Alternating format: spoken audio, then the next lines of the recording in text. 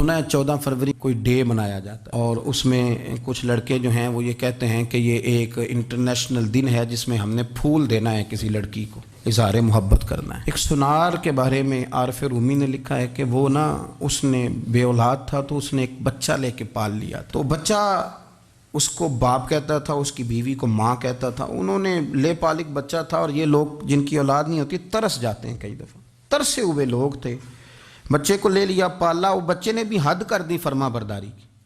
اب وہ جوان ہو گیا اور بڑا خوبصورت جوان ہوا۔ وہ سنار کہتا ہے کہ ساری زندگی میں نے صفائی میں نیکی میں گزار دی۔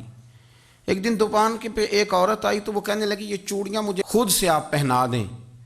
وہ کہتا ہے میں نے جب اس کا ہاتھ پکڑا تو میرے دل میں غلط خیال آ گیا، میں نے غلط نظریے سے اس کا ہاتھ پکڑا، اور جب میں نے اس کا وہ ہاتھ اس نظریے سے پکڑ لیا، تھام لیا، بہرحال وہ چلی گئی، لیکن وہ میرے ذہن کے اندر ناپاکی آ گئی۔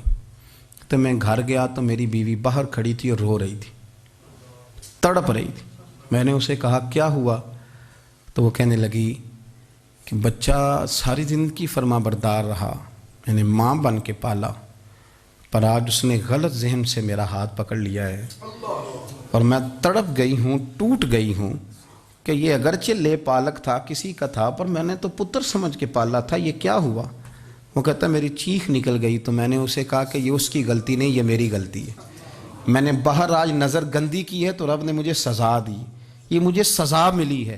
تو کسی کی بہن کو پھول بھیجنا چاہتا ہے تو اگر اسی رات تیری بہن کو پھول آ گیا تو کسی کی بیٹی پر گندی نظر ڈالتا ہے تو اگر یہ تیرے گھر میں یہ قرض چکانا پڑا۔ وہ ایک دوست ہے تو وہ پسند کی شادی کر رہا تھا اس کے گھر میں، تو اس کی بہن نے کہا ہے اس کی بہن نے کہا، اس نے کہا بھائی تو مرضی کی شادی کر رہا ہے، میرا ابا اپنی پگڑی تیرے پیروں میں رکھتا ہے، ماں دوپٹہ رکھتی ہے کہ بیٹے ہم تباہ ہو جائیں گے، نہ کر، اور آج اگر تیرا یہ حال ہے تو پھر مجھے بھی اجازت دے، میں بھی مرضی کی شادی کروں۔ تو وہ کانپ گیا بری طرح سے، وہ کہتا ہے یہ تو کیا کہہ رہی ہے؟ اس نے کہا تو تیرے لیے اگر یہ جائز ہے تو میرے لیے کیسے منع ہو گیا؟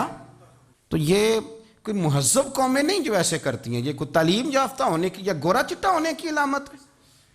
کیا آپ کسی کو پھول بھیجیں گے؟ شرم نہیں آتی؟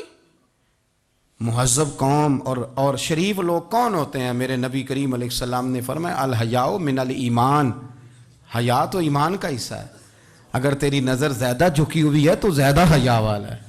اس لیے یہ کوئی گند مند کسی جگہ بھی کسی شخص کو کرنے کی اجازت نہیں، ورنہ یاد رکھیں اس لیے کہ جب آپ کے گھر میں بہو بیٹیاں ہیں، بہنیں ہیں، پھر بھی آپ یہ ذوق بنائیں تو پھر پتہ نہیں کیا سوچتی ہے دنیا، کہاں رکیں گے۔